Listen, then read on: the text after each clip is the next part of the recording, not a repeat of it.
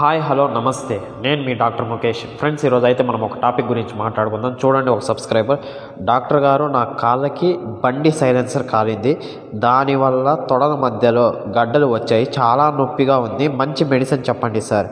Okay, ఈ subscriber క్వశ్చన్ని మనం ఈరోజు డిస్కస్ చేసుకుందాం.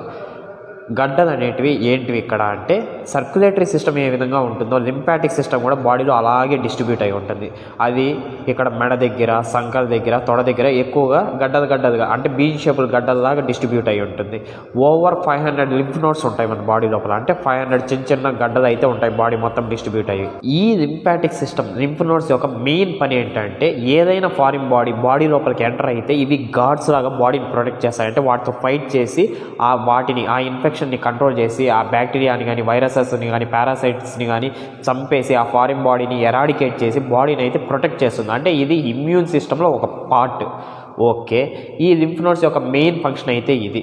ఈ సబ్స్క్రైబర్ ఏం చెప్పారు చూడండి, డాక్టర్ గారు నా కాలికి బండి సైలెన్సర్ కాలింది. ఎప్పుడైతే బండి సైలెన్సర్ కాలిందో అక్కడ ఇన్ఫెక్షన్ అయి ఉంటుంది. ఆ ఇన్ఫెక్షన్ వల్ల లోకల్గా దానికి దగ్గరలో ఏదైతే లింఫ్ నోడ్స్ ఉంటాయో అవి ఎన్లార్జ్ అవుతాయి. అది హీల్ చేయడానికి, ఆ ఇన్ఫెక్షన్ని కంట్రోల్ చేయడానికి ఇవైతే ఎన్లార్జ్ అవుతాయి.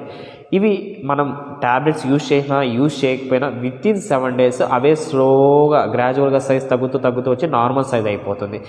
జనరల్గా ఇవి ఎప్పుడెప్పుడు ఎన్లార్జ్ అవుతాయి, ఈ గడ్డలు ఎప్పుడెప్పుడు పెరుగుతాయి సైజ్ అంటే, చూడండి, ఏదన్నా ఇన్ఫెక్షన్స్లో బ్యాక్టీరియల్ ఇన్ఫెక్షన్ కావచ్చు, వైరల్ ఇన్ఫెక్షన్ కావచ్చు, పారాసైటిక్ ఇన్ఫెక్షన్ కావచ్చు, ఫంగల్ ఇన్ఫెక్షన్ కూడా కావచ్చు. ఏ ఇన్ఫెక్షన్ అయినా అయితే ఏ ఏరియాలో అవుతుందో దానికి లోకల్గా, సపోజ్ ఇప్పుడు నాకు చేయి దగ్గర ఇన్ఫెక్షన్ అయింది, దానికి దగ్గరలో ఉన్న లింఫ్ నోడ్స్ ఎన్లార్జ్ అవుతాయి. ఎందుకంటే అక్కడ ఉన్న బ్యాక్టీరియాతో, వైరసెస్తో, ఫంగస్తో అవి ఫైట్ చేసి బాడీని ప్రొటెక్ట్ చేయాలి కాబట్టి అవి బలిష్టంగా తయారై ఫైట్ చేస్తాయి. అప్పుడు ఎన్లార్జ్ అవుతాయి. అప్పుడు కొంచెం పెయిన్గా కూడా ఉంటుంది, స్వెల్లింగ్ మనం చూస్తాము, ఇవన్నీ జరుగుతాయి. ఇలాగ ఇన్ఫెక్షన్స్లోనే ఇన్ఫ్లమేషన్, ఏదన్నా దెబ్బలు తగలడం కానీ, ఎవరన్నా కొట్టడం కానీ అట్లాంటివి ఏదన్నా జరిగినప్పుడు ఆ ఇన్ఫ్లమేటరీ ప్రాసెస్లో కూడా ఇవి ఎన్లార్జ్ అవుతాయి. అండ్ ఆటో ఇమ్యూన్ డిసార్డర్స్, ఎస్ఎల్ఈలో కానీ, రొమటాయిడ్ ఆర్థరైటిస్లో కానీ, ఈ ఆటో ఇమ్యూన్ డిసార్డర్లో ఈ ఇమ్యూన్ సిస్టమ్ ఎగ్జాగరేట్ అవుతుంది. అంటే బాగా యాక్టివ్గా పనిచేయడం వల్ల ఇవైతే సైజ్ ఎన్లార్జ్ అవుతాయి. అండ్ కొన్ని క్యాన్సర్ కండిషన్స్లో కూడా ఇవి ఎన్లార్జ్ అవుతాయి. మనం క్యాన్సర్లో లింఫ్ నోడ్స్ ఎన్లార్జ్మెంట్కి, నార్మల్గా లింఫ్ నోడ్స్ పెరగడానికి మనం ఎలా డిఫరెన్షియేట్ చేయగలుగుతాం? నార్మల్గా ఏదైనా ఇన్ఫెక్షన్ వల్ల కానీ, ఇన్ఫ్లమేషన్ వల్ల కానీ ఈ బీన్ షేపుడ్ లింఫ్ నోడ్స్ అనేటివి ఎన్లార్జ్ అయితే వితిన్ 7 days మనం ట్రీట్మెంట్ చేసినా చేయకపోయినా అవి గ్రాడ్యువల్గా సైజ్ తగ్గుతా నార్మల్ సైజ్కి వచ్చేస్తుంది, పెయిన్ కూడా రెడ్యూస్ అయిపోతుంది.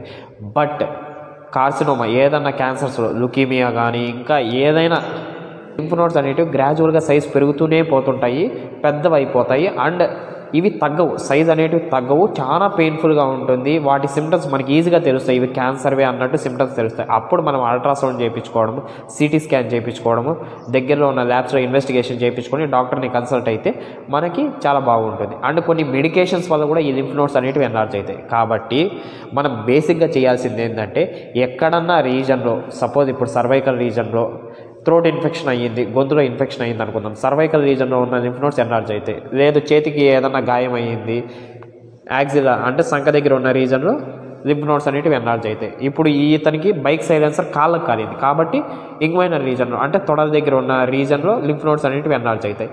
ఈ ఎన్లార్జ్మెంట్కి మనం కొంచెం సపోర్ట్ చేస్తే చాలు, ఇంకా బాడీ తొందరగా హీల్ అయిపోతుంది. అంటే యాంటీబయాటిక్స్ ఇవ్వడము, యాంటీవైరల్స్ ఇవ్వడము, యాంటీ ఫంగల్స్, అంటే ఏ ఇన్ఫెక్షన్కి ఏ కాజు మనం వెతుక్కొని దానికి ఎరాడికేట్ చేయడానికి ఆ anti inflammatory medications, anti bacterial, antiviral, ఇటువంటి మెడికేషన్స్ పెట్టుకుంటే సరిపోతుంది.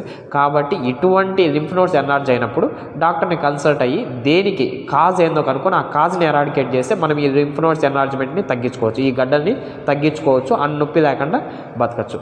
ఇటువంటి డౌట్స్ ఏదన్నా ఉంటే వెంటనే కామెంట్ సెక్షన్లో మెన్షన్ చేయండి. కంప్లీట్ వీడియోని నేను మీ ముందుకు తీసుకొని వస్తాను.